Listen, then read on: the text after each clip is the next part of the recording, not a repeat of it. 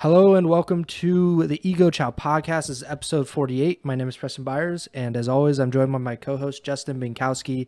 And on today's episode, we are going to be covering all of the ROSTERMANIA stuff that happened over the past few weeks since the third major of the Call of Duty League season. And we're going into the fourth and final part of the Call of Duty League season, the 2022 season.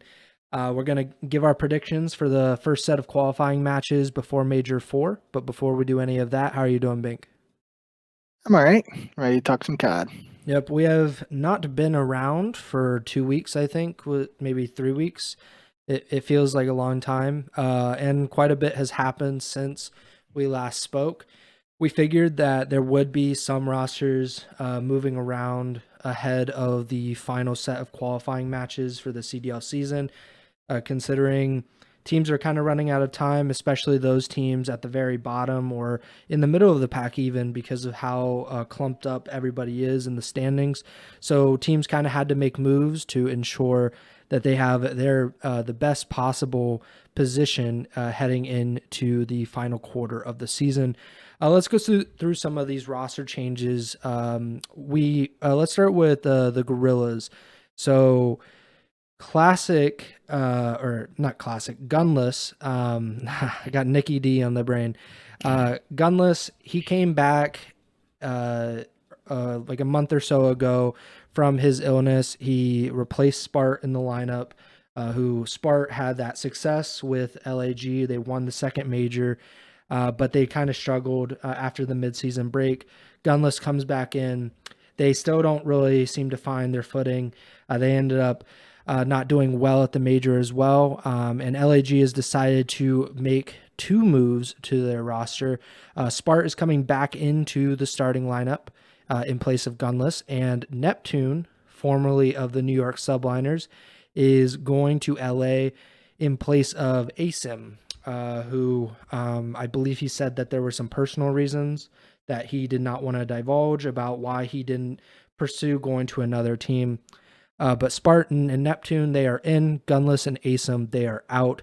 What do you think of this roster change, especially since LAG did win one of the three majors this season? Yeah, so that's the main point I want to emphasize is just for me, it feels like kind of a lateral move because we've seen I don't know if lateral move is even the right way to word it there either, but my train of thought here is you can't say that the best version of the Gorillas didn't include Spart because they won an event with Spart. They came in last place the other two majors when they played with Gunless. To me, I still think Gunless is a better player. Obviously, it's hard to compare because Gunless has been playing for longer. We've seen him, be that MVP caliber flex player. In the past, we haven't really seen that this year, but historical standpoint or however you want to look at it, Gunless is still a really strong player. So it's tough for me to grade this roster move or think about it in my head. But I mean, we've seen the Gorillas compete with Spart. We've seen them compete with Gunless, and they won an event with Spart. So going back to that change in terms of just Spart for Gunless, it makes sense for them to try to give it another shot. In terms of Neptune for Asim, I think personally, I have strong belief in Asim, and I really appreciate the dirty work and that stuff that he is known to do, and might not reflect on the stat line, but I've spoken highly of him in the past, and obviously we don't know what's going on behind the scenes with him. If maybe some of the personal issues or the family stuff is affecting his gameplay, then that makes sense. But I still think, even though Neptune, you kind of think of him more as a slaying sub than a more OBJ or dirty work player like Asim, I still think Asim is a better player just based on what we've seen out of both of them this year in Vanguard, and that could be critical or overly critical of Neptune just because of the situation with New York. Maybe it wasn't the best fit. Well, it wasn't the best fit because it just didn't work for them. They couldn't win a hard point. So I don't know how to really feel about this move. I guess, it could be slight bias of me towards some of these like older players in Gunless and Asim, even though Asim isn't, as veteran. He's just kind of been around the last couple of years. But regardless of that, I think it makes sense, and I wouldn't say it's good to see, but it makes sense that we're seeing LAG try to make a last ditch effort just based on their place in the CDL standings, and um, maybe they just feel like getting some more slaying power could help them out, and if they can find a way to get back to their super strong search and destroy play that we saw at Major 2, plus some more additional slaying in the respawns, you could technically have a recipe for making sure they get the champs. So we'll have to see what happens there, but I'm still kind of, unsure and wishy-washy about the roster moves overall. Yeah, I was going to bring up that point that whether it's the right or the wrong move is almost irrelevant at this point because it's just a move to change things up for LAG. And they had Spart in the lineup at one point, and like you said, they won a championship, but they also didn't look great at the end of their run with Spart in the Major 3 qualifiers before Gunless ended up coming back into the starting lineup. And obviously, like this roster with Gunless and Asim, they were kind of floundering. They got 3-0'd at the major in their only match. They, I think, won one match in their qualifier, in that qualifier round before the third major. So things just obviously weren't working out for LAG. And when you're in their position in the standings, they are currently seventh in the 12 team standings, but they're only 5 points ahead of eighth place, which is the LA Thieves, and they're only 15 points ahead of ninth and 10th, Minnesota and Florida. 15 points is, 2 wins essentially, or, like a loser's bracket round 3 exit. Like that's not a lot. And it's a very reachable goal for Minnesota and Florida, and possibly even New York if New York has an incredible fourth major. But like I think that LAG just kind of had to make some kind of move to make sure that they don't just get passed by these other teams. Like we'll talk about it, but Florida made a move. Uh, LAT didn't make a move, but they also did a role swap earlier in the season, and maybe they'll find something. I think that LAG just needed to do something. I don't know if it's the right move because we didn't really get to see Neptune at his best with New York, so I'm not sure what Neptune is capable of. And obviously Spart, he came in, but they had some good but some bad results with him, so we'll kind of have to wait and see on that front. Let's move on to some of these other roster changes. Let's go to Boston because this is a kind of a surprising move in the sense that Vivid is coming in from Florida. Capsidal is getting benched. Capsidal, obviously a rookie this season, one of the better rookies in the CDL so far. At one point in the season, Boston looked like a solid fourth place, fifth place team. They're not as strong now. They really struggled in the Major 3 qualifiers and at Major 3. And they're like most of these middle of the road teams, they are very much in danger of possibly missing out on champs if things don't break their way in this final section of the season. Similar to LAG, they're only 20 points ahead of 9th place and 10th place Minnesota and Florida. Again, 20 points is nothing. It's very doable. I want to get your thoughts on this, though, because I think really highly of Vivid. I think it was a mistake on Florida's part to not have Vivid in the lineup for this fourth part of the season. And I kind of think it's a mistake on Boston's part to bench Capsidal, but I'm not really sure what they could have done. What do you think about this move? Yeah, this another one that I have some questions about too. First off, we've talked about Boston's situation numerous times on this podcast. Just the fact they were the last team to come into this Yep. season, and in effect, makes them the last team to have a shot to form a roster. And they turned a lot of heads earlier in the season. And Capital was a guy who, before the launch of Vanguard, most likely wasn't on the radar of most fans, even like possibly some organizations. He just wasn't on their radar. Obviously, we talked about. I believe he ended up competing with Dens in one of the Cold War Challengers Cups, if I remember correctly. Think so. So there's the connection there for Boston. But other than that, like, he really wasn't a known commodity heading into this Vanguard season, and he turned a lot of heads. He's there's certainly been moments um, where he's shown signs of inconsistency, but he's also a rookie playing in the CDL for the first time. And I think, if I remember correctly, he might still have like the highest kill game of the season on a Bokeh hardpoint. Could be wrong there, but Yeah. I'm pretty sure he set the record earlier in the season. I don't think it's been beat. But back to what I was mainly stressing is just due to the situation that Boston was in. One thing I have said on the show is that they are in a position where anything better than last place is exceeding expectations in a lot of people's eyes.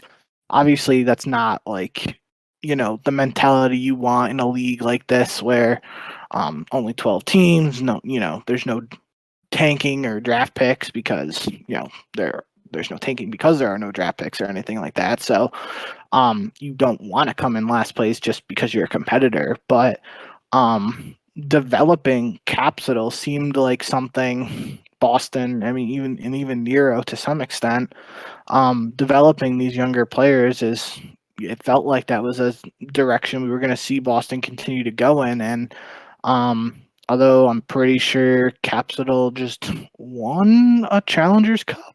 I could be wrong with that, but I think he might have just literally won the last one that was played this past weekend. Regardless of that, though, like it just feels like he's in a position where now I don't want to say it's stunting his development, but that's just like the best thing I can think to say, or the best way I can think to word it at this time is like, how does this benching affect his mentality? Like, sure, there could be a positive side to it where he, like takes in as kind of like, a screw you mentality, wants to prove people wrong, prove he belongs back in the CDL, all that, yada, yada. But there's also a negative side to it that it could affect him, negatively for the future. So we'll have to wait and see on that side. But for Vivid, I also Vivid, it's got to be something with those, S&T players that do the dirty work, kind of like Asen, that, I've spoken highly of Vivid in the past too. It felt like due to the pacing of Florida, maybe he wasn't used as effectively as possible. He didn't really have like another super strong sub alongside him, just because like he really, regardless of who was running the second sub on Florida, he really had 3 AR players alongside him, so the pacing could have been off and all that. But now, even with Boston, we really have,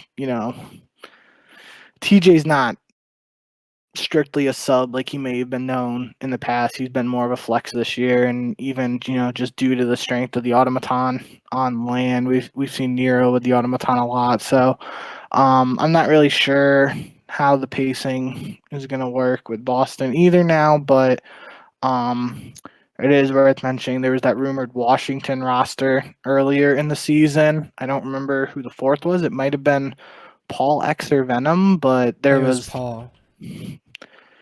There was a rumored Washington CDL spot before Boston that involved Methods, TJ, and Vivid playing together. So, seemingly from the outside looking in without any additional info, it seems like TJ and Methods wanted to play with Vivid. And despite some of the strong performances we've seen from Capitol, this could be like, maybe some chemistry thing, or I don't really know. But maybe they just really want to play with Vivid, and due to their Boston's overall struggles in the last stage.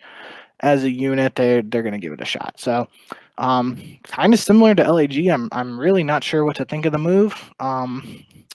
But I do think highly of Vivid, and I think Capital has a lot of potential. So, we're just going to have to see how this move works out for both parties. Of course, I just looked it up. So Washington was Vivid, TJ, Methods, and Paulex. That was the rumored roster for the Washington Call of Duty League team that ended up falling through. Boston ended up being the 12th team, and of course, we saw their roster. Um, as far as Vivid going to Boston, I think really highly of him. So I think it's a good move for Boston, even if they could be stunting or whatever the word you want to use for it, but they're benching Capsule, and I think that's a tough decision to make because he's a rookie. He's played pretty well. I don't think like the results of since the midseason break are on him specifically, but I think that Vivid is probably an upgrade over him. But that's not a slight on Cap. It's literally just I think Vivid is a very good player, and like you alluded to, I don't know if he was being utilized to the fullest extent on Florida because they are a notoriously poorly built team, at least relative to the rest of the league, because they have three natural AR players. Of course, those players are talented and they're able to adapt and play. Some of them are able to play SMG roles, and it's not a big deal. But I think at the end of the day, that Vivid leaving this roster for Florida is a negative for them. And he has the highest engagements of the roster in hardpoint, which is what you would expect out of him because I believe last year he might have been one of the fastest players in the entire league. It was like him and Abizi. They get in your face really quickly. And I think that those types of players are very valuable to teams. Obviously, Abizi is, arguably, maybe not this year, but in the past like 3 or so years is one of the best players in the entire world. I think Vivid is very good. He also has the highest first blood rate of anybody on Florida this season in Search and Destroy, which I just think that matters. Like I think those are things that I'm not saying that we'll get to their new roster right after this, but those are things that can be replaced. That I'm not saying that Vivid is irreplaceable, but I think that if you're going to make this move, I don't know if I feel like Florida was a one person move away from possibly like improving their roster to a greater extent. I don't know if a 2-person move was the right change for them. Let's get to Florida's roster though, because we kind of alluded to it. So Vivid is out. He's going to Boston. Dave Patty has been benched by the Florida Mutineers.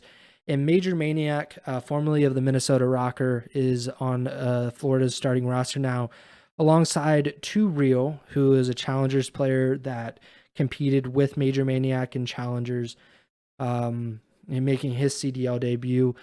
I kind of want to get your thoughts on this because Major Maniac, he's been around a while. He was on Atlanta FaZe in the first CDL season, got to Champs Grand Finals. Last year with Minnesota, they had that incredible comeback in the Major 5 Grand Finals against Toronto and ended up winning that tournament. And it's been a rocky kind of up and down season for Minnesota. He ends up getting benched, and he's been on the bench for a few months now. What do you think about Major Maniac and 2 Real replacing Dave Patty and Vivid on Florida? Yeah, so I mean, kind of a common theme here in my answers, but this is another move I'm not super sold on, but it does make a little sense. We'll get into that in a little bit here. First off, from a roles perspective, I alluded to it earlier when we were talking about Vivid. It felt like if at least from the outside looking in again, that if Florida was going to make a move where it replaced Dave Patty, you would want another sub player to go in alongside Vivid. When you make the change to replace Vivid and Dave Patty, now you have Skies and Awakening. Now, Awakening has played with a sub this year. We've even seen Skies at times use a sub, but they are both, in my eyes, still playing at their best when they are using ARs, which means in most cases you would probably like to see two subs be picked up here for Florida instead of just one. And I feel like that's where I kind of used the phrase lateral move earlier. I feel like Major Maniac and Dave Patty, their play styles are a little similar in that slower AR role. I think Dave, I feel like Aches has been super critical of Dave's pacing and his play style on the flank and stuff like that. So I think Major Maniac is like a little bit faster than Dave, but still that just is. It seems like like a slow AR replacing a slow-ish AR, or vice versa. There, a slowish AR replacing a slower AR. I don't know if that's a move that catapults Florida forward here. What I will say though is, and something we were talking about Neptune earlier with LAG, and we kind of left this out, is that the last Challengers Open in Toronto was won by the team of Two Real, Major Maniac, Brack, and Neptune. So 3/4 of that team has been picked up in this ROSTERMANIA period, and 2/4 of it are going to Florida here. So maybe Florida's looking at that. I don't think, obviously, because Major Maniac was competing in the CDL earlier this year, I'm not going to say like that team has just a ton of chemistry or anything like that, but maybe they're just, they liked what they saw out of that squad and the challengers scene, and they're going to rely on whatever formula that they can find there, whatever recipe for success. Maybe they figured out some stuff playing in challengers. I don't really know, but I feel like that might have played a factor in going after Major and Two Real, who also I don't really know much about Two Real, so I'm not going to talk about him very much. But just from a roster construction standpoint, it's still, people have been questioning the roles situation with Florida all year, and I don't think that was solved with this move. So it will be interesting to see how they perform. I do think, I think highly of Major Maniac. I think he's a really good Surge player, so maybe that helps them out in that mode, and they just rely on Skies and Awakening slaying in the respawns to try and steal some respawns there. I don't really know. As far as Day Patty and Major Maniac, so Florida has more engagements per map per hardpoint map than Minnesota does on average, but Major Maniac and Dave Patty have the exact same engagement per 10 minutes in hardpoint. They're at 43.4, which was the lowest on their teams because they're ARs. So they're right around the same pace. You could say Major Maniac's probably a little bit faster, just considering Florida has more engagements and Dave Patty's, it makes up a smaller percentage. In control, Major Maniac has about 4 fewer engagements per 10 minutes than Dave Patty did in control. So I'm not really sure what to make of that. Dave Patty's KD in control is also much better than Major Maniac's. And like you said, Major Maniac is probably a better search and destroy player. He has a better S&D KD than Dave Patty does, and a higher first blood rate this season. I think that if you were going to bring Major Maniac in, and I think he's a very good player, it was probably the right move to bring someone in with him, kind of what Havoc alluded to earlier in the season when he declined the New York Subliners offer of their roster spot, because he wanted to bring another a Challengers teammate with him so that they could, more easily coexist. He's not getting used to 3 new teammates, just 2 new teammates. I think similar things with Florida. If you're going to make this move, and, I already said that I think that Dave Patty probably should have been the odd man out. Vivid should have stayed and figure out someone to replace Dave Patty with. Either way, if you're going to do this and you're going to bring in Major Maniac, it's probably a good idea to bring Two Real as well. I don't know if Two Real is good. I don't know. I'm sure he's good. I'm saying relative to the CDL, I don't really know anything about him, but I think It's a risky move, but it's also a move that everybody kind of needs to make, especially when Florida is in 10th or tied for ninth place and in real jeopardy of not even making champs. I think like that's unacceptable for this, for Awakening and Skies. And I just think like those guys have to be at champs. This team has obviously really underperformed, and this is kind of their last opportunity. I think Major Maniac is a good player, and I'm excited to see if he can help this team get over that hump and get in the top 8. So we got Florida out of the way, we got LAG out of the way, got Boston out of the way. Let's talk about Paris. This is actually the most recent roster change, the most recent announced roster change, I should say. So John out, Johnny in. We just needed to add 2 letters to that. So John, one of the most veteran players in the CDL, which feels weird because he's always looked at as like kind of a young guy, at least when I started watching Call of Duty. But he's out of the Paris Legion roster. Not that surprising that the Legion are making a change. Like as far as if you look at their standings, you would have thought like, yeah, they kind of have to. But we did talk about earlier in the season how it might not be. There might not be any changes for Paris, going into the end of the season because they're almost mathematically eliminated right now before even playing any of the qualifying matches. Turns out that Paris did want to try to make a change, even with that near impossible feat of making champs. They're bringing in Johnny, who just graduated high school like this weekend. So he is 18, turned 18 in September. He played with Clayster and Spart and Fellow at the Toronto Open in the Challengers bracket. I believe they got like top 6.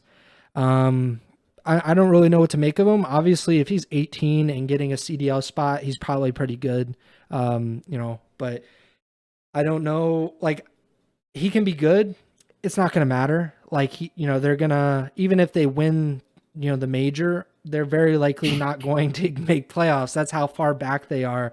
Like, going undefeated and winning the major is like not a guarantee that they would make champs, which is kind of ridiculous, but it shows how far back they are after winning just 2 matches this entire season. I know you don't watch much challengers, but what do you think about Paris actually deciding to make a move, even though they are very likely not even in contention for champs? Yeah, we've been critical of Paris in the past on this podcast. But I Slightly. will give them credit here that they are giving a young kid an opportunity to show what he's capable of in the CDL.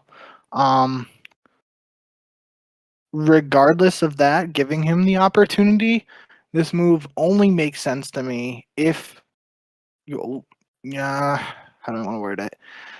Obviously, it's dependent upon how Ojani plays, but the move makes more sense to me personally if, despite Paris's results as a team, if Johnny shows up, just puts up good numbers and performs, if Paris, well, in effect, they would be Las Vegas next year.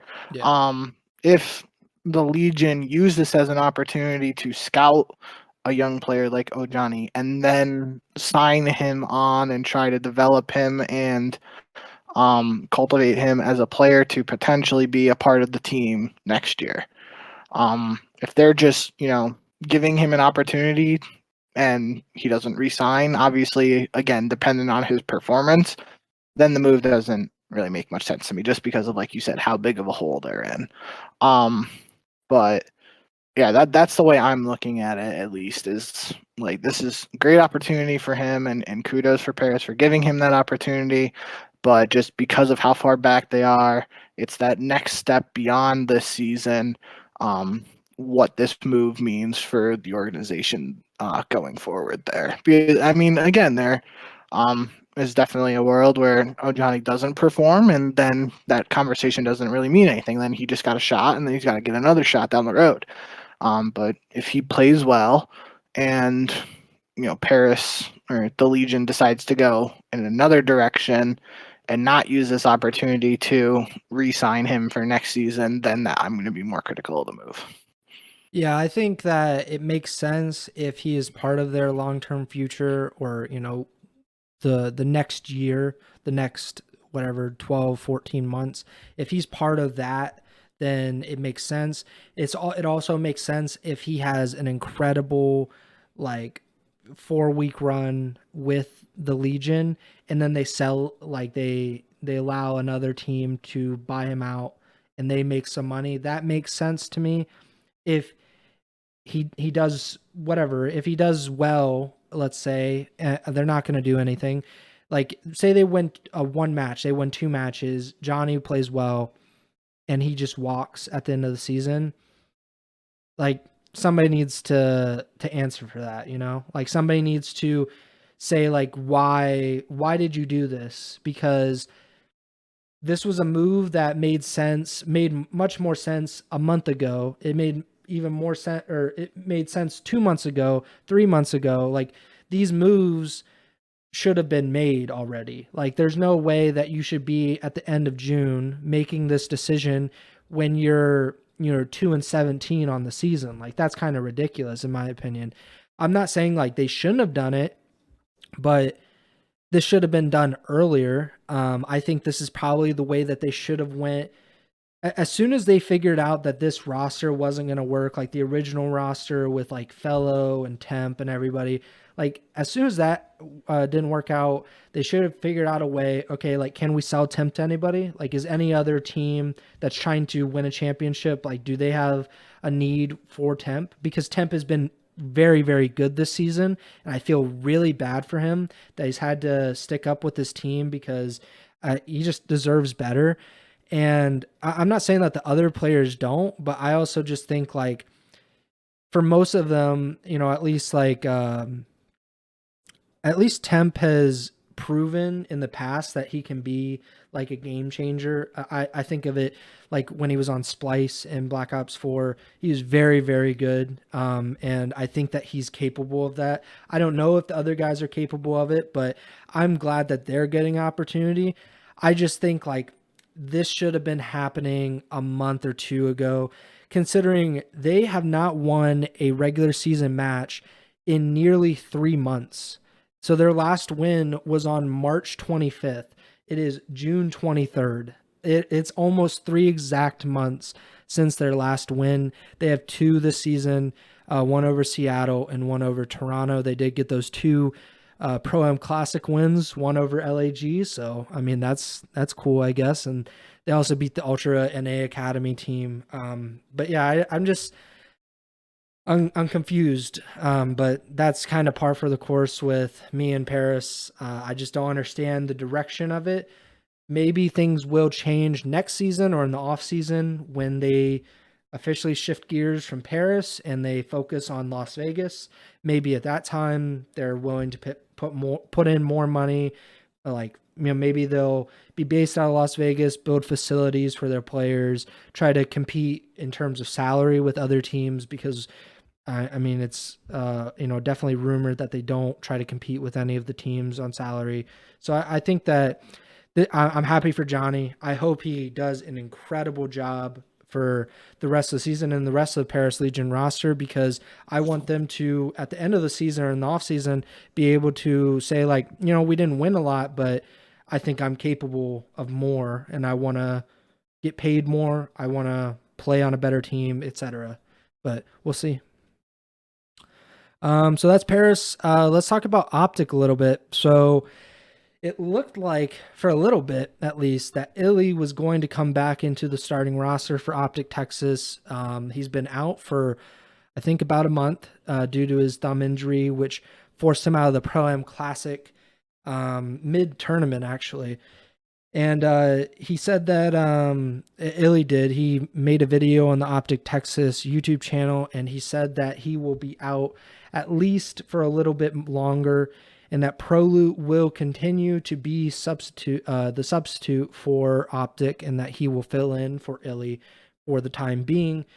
I think Illy said that he had a cortisone shot in his thumb, and he had it about a week and a half at the time of filming, and that his doctor said it could take about a month to fully recover, fully get back to normal, because he's not having a lot of pain, but he did say that the range of motion is not what it was before this injury. So Illy is still out. He could be out. I mean, he could be out the rest of the season, I guess. If things don't, heal properly or whatever. But it's looking like he might be back in time for the fourth major, maybe. I don't know. What do you think about Optic and everything that's going on? Because they look like the best team in the world when Illy was in there. They obviously won the first major, but with ProLoot, they're still a really good team, but are they a championship contender? Yeah, that's the question here, right? Is well, what exactly is the ceiling for the squad with Prolu? And um, I'm not quite sure exactly what it is, but I feel like obviously in a perfect situation or ideal situation for Optic, Illy is back in the lineup as soon as possible.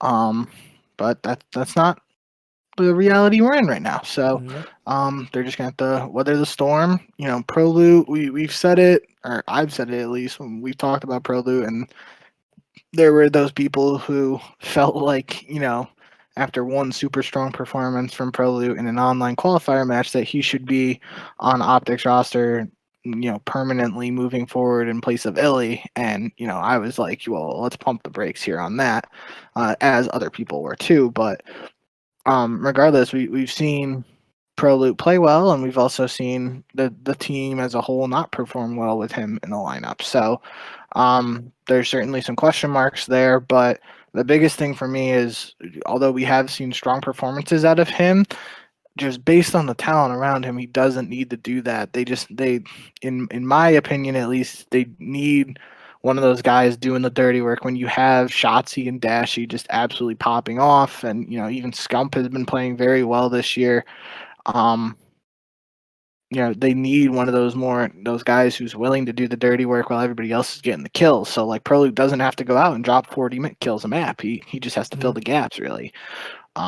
So again, that's without knowing optic system or anything like that. But to me, that would make the most sense. And we're just gonna have to wait and see what version of optic we get. I don't know if they're like officially locked in for champs, but I'm pretty sure they're Yeah, they're right on the safe. edge.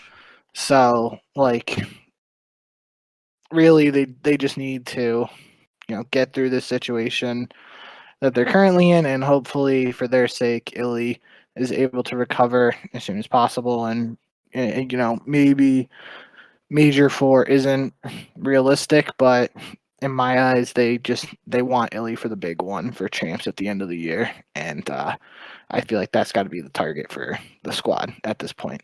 Yeah, I think that Pro is a good player, and he's definitely a good spot right now. I think that Optic is probably still one of the better teams in the entire league, even with ProLoot.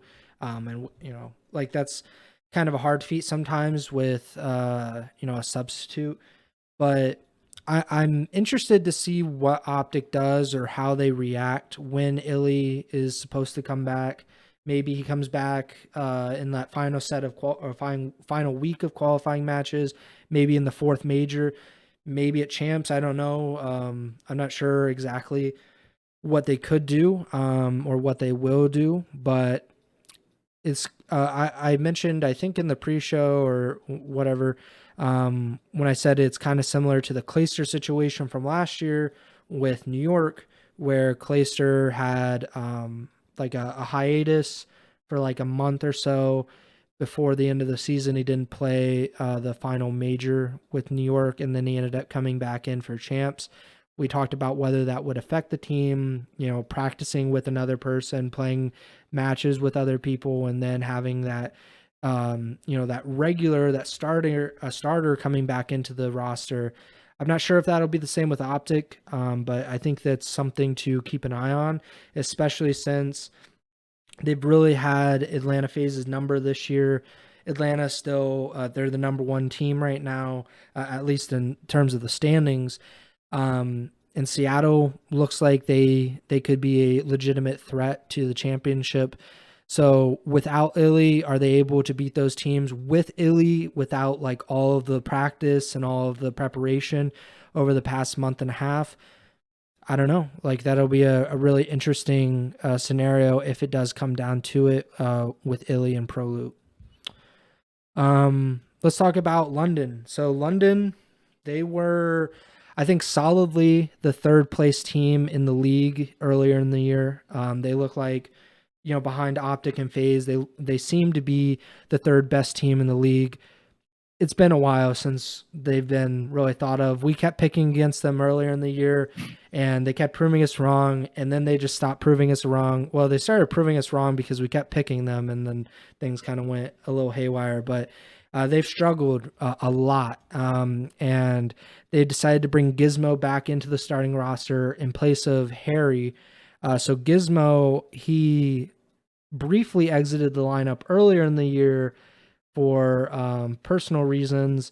Paul X came in, I believe, for just 1 week, and London seemed to be doing fine. I think they won both of those matches with Paul. I think Gizmo came back in, and I don't believe that they've really been the same since then.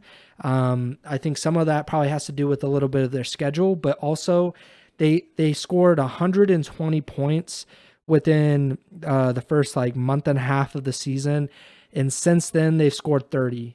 They won one match at the second major, won one match in the qualifiers of the major 3 qualifying matches, and then they won one match in the third major.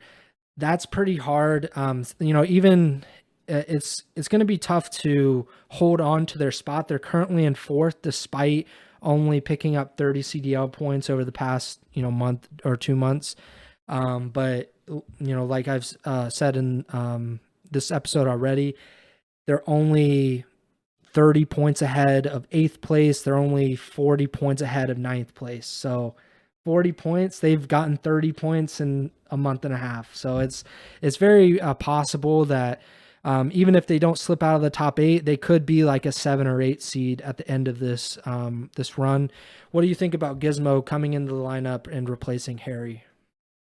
Yeah, this is just the move I have the least to talk about, to be honest, because even though Harry has been in the lineup for this past most recent stage, I really didn't, I can't remember any of London's matches off the top of my head. I really, nothing really stood out to me from Harry in whatever matches I did watch of London playing. So we saw Gizmo early in the season perform very well. Then he had some personal issues and all that stuff.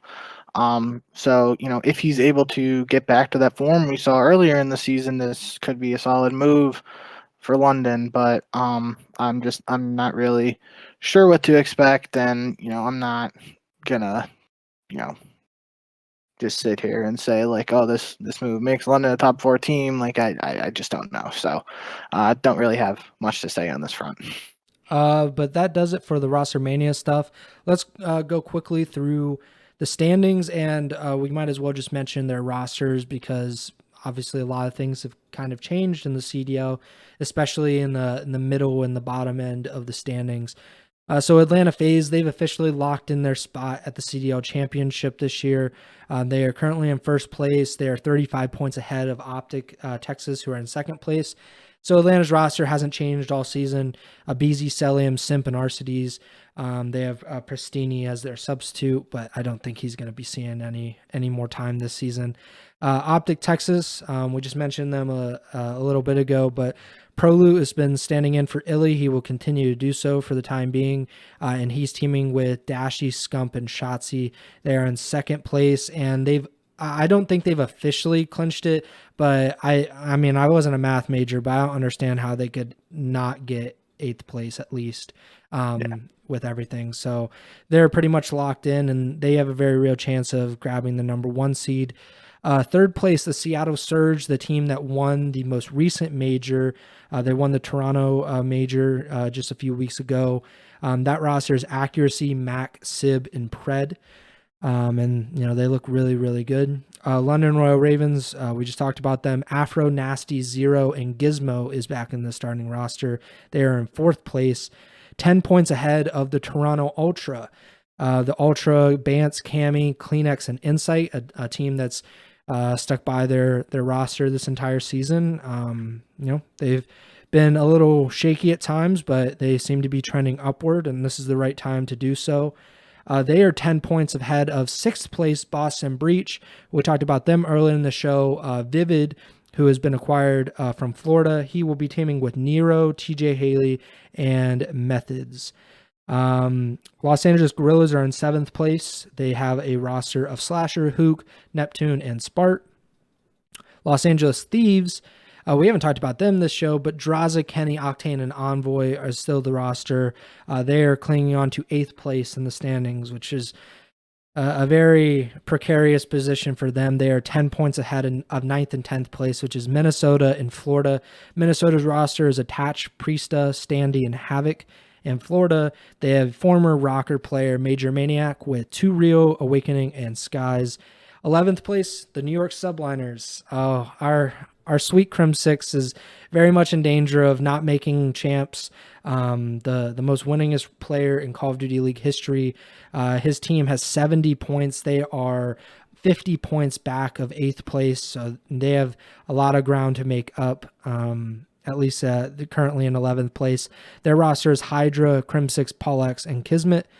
And at the very, very, very, very, very bottom, there is the Paris Legion, who have won 2 of their 19 matches this season. Their roster is Temp, Gravity, Jimbo, and Johnny, who is replacing John. And they are 100 points back of 8th place. So have fun with that, Paris Legion fans. And that does it for the standings and the rosters. Let's get into our predictions for the first week of Major 4 qualifiers. We're just kind of breeze through this because why not? We talked about all these teams already. I believe the only team we really haven't discussed is probably Minnesota a little bit and LA Thieves, but I'm sure we'll have quite a bit to talk about them on the next episode, depending on what they do in their matches. So Friday, June 24th, we have 3 matches to kick off the week. Florida versus New York, Optic versus Boston, and Toronto versus LAG. Let's start at the top. Mutineers versus Subliners. Who do you have? I gotta go with Subliners. I'm just, not 100% sure what to expect from Florida. And, Subliners, I think we talked about it in the last show, right? They haven't won at all at any of the majors, but they've got their points in the qualifiers. So Yes. Gonna go with New York and, expect this is a winnable match for a new lineup, right? Yeah. Florida's coming in with a new squad and they're not playing Atlanta right off the bat, or, Seattle defending champs, or, one of these other teams that didn't make a change. Even though New York didn't make a change, but they're still towards the bottom of the standing. So this is a good opening match for Florida, but I'm still going to go with New York. Yeah, New York has lost their last 3 or 4, but they did beat Optic in that one win, so I'm not really sure what to make of them, but I'm going to go with New York. I have no idea what to expect of Florida at this point with their roster. Well, I didn't have any idea what to expect anyway before the roster change, so with a new roster, I've never really seen 2 Real play. I don't know how Major Maniac will fit in this roster, so I'll go with the Subliners. Optic Boston, I think we're both going to pick Optic. Boston is trending downward, at least the last time we saw them. Maybe things will have changed, but I can't see that Optic loses to them. Toronto versus LAG. I want to go with LAG, but I don't trust Toronto fully, even though they're doing well. They're doing a lot better than they were earlier in the season, but LAG with this new roster, I don't think I can pick them, so I'm going to go with the Ultra. Same. Saturday, June 25th, we have 4 matches. So Toronto again versus London, New York versus LAG, Optic versus Minnesota, and LAT versus Boston. Starting at the top, I can't pick London, so I'm going to go with the Ultra. Yep. New York versus LAG. I gotta pick New York, but yep. I'm not confident on that one. Yeah, same. Optic versus Minnesota. I'm gonna go with Optic on this one. I think that. I got. Yeah, so you're gonna go with Minnesota, right? Yep. Yeah, I think this is a toss up. Definitely, like of the 6 matches that we predicted so far, I think this is the hardest to predict in terms of like how how good the teams could be, because we saw Minnesota go 5-0 in the qualifying matches of the last set, but they didn't perform particularly well in the major. I'm not sure what to make of that, to be honest, but I'm gonna go with Optic.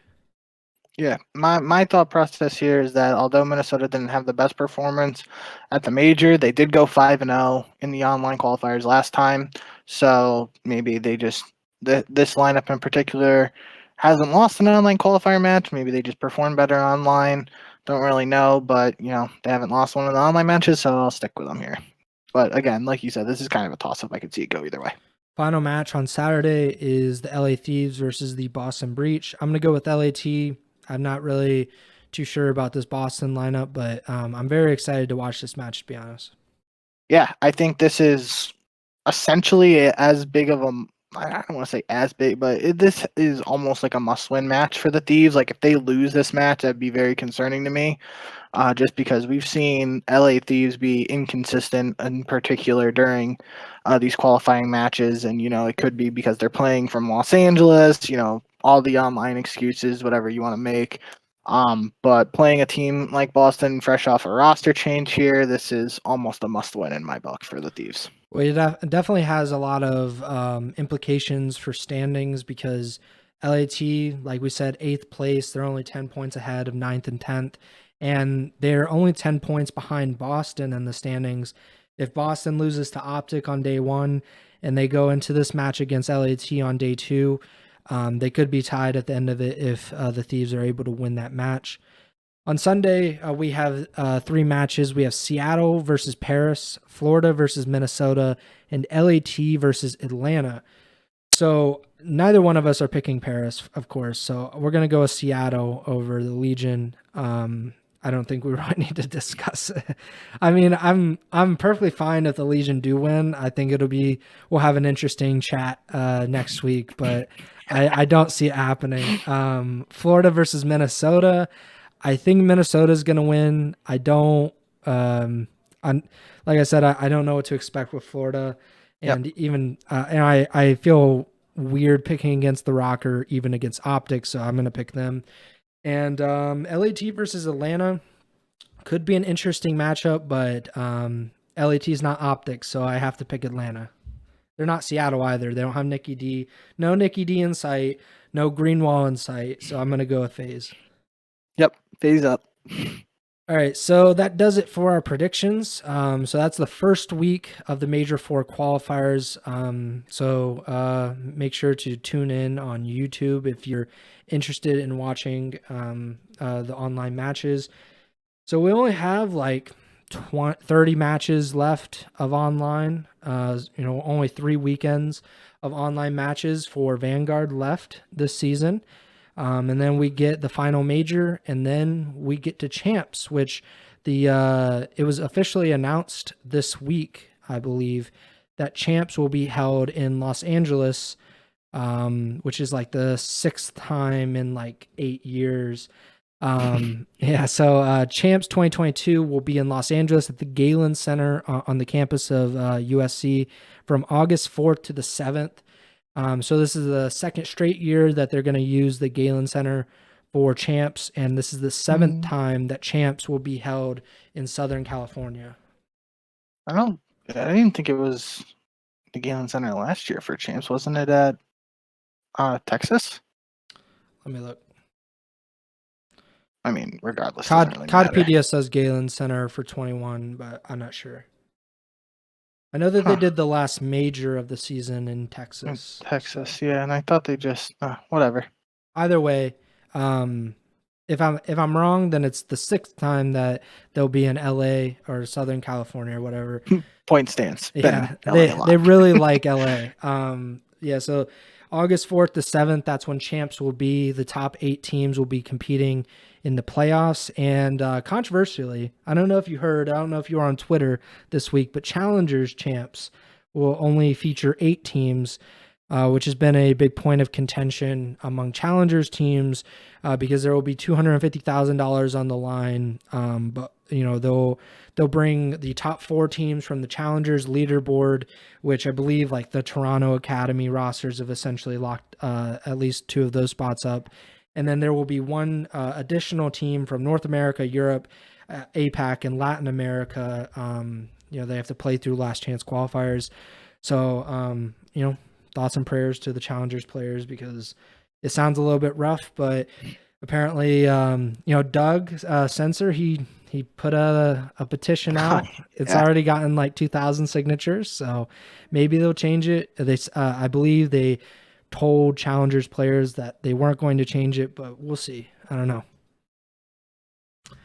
But yeah, that does it. Do you have anything else before I do the outro? Nope, I'm good to go. All right, so predictions. We gave our predictions, but you are 3 matches ahead of me, 78 and 56. I'm 75 and 59. Make sure to subscribe or follow the podcast wherever you're listening or watching. We're on YouTube, Apple Podcasts, Google Podcasts, Spotify, all of the platforms that you can pretty much think of. Make sure to give us a 5-star rating on Apple and Spotify. Follow us on Twitter. He's at JBink with 2 Ks. I'm at Preston Byers. And the podcast Twitter is at Ego Chall Podcast. The next show is tentatively scheduled for June 28th, which is next Tuesday, I believe. This is actually one of the later shows that we've done in terms of time and the time of the week, because softball has been wreaking havoc on our schedules. And also the heat has been wreaking havoc on my body, because it felt like 105 yesterday. I think it was the same on Monday. So I'm quite literally sweating buckets most of the time that we're in here, even at 10:30 at night. So it's going to be rough this summer. Hopefully we can talk about some good Call of Duty, so I'm not wasting away for nothing. But next show is probably going to be on June 28th. Just make sure to follow us on Twitter. We'll update you when we think we'll have that show. But that does it for me. Take it away, Bink.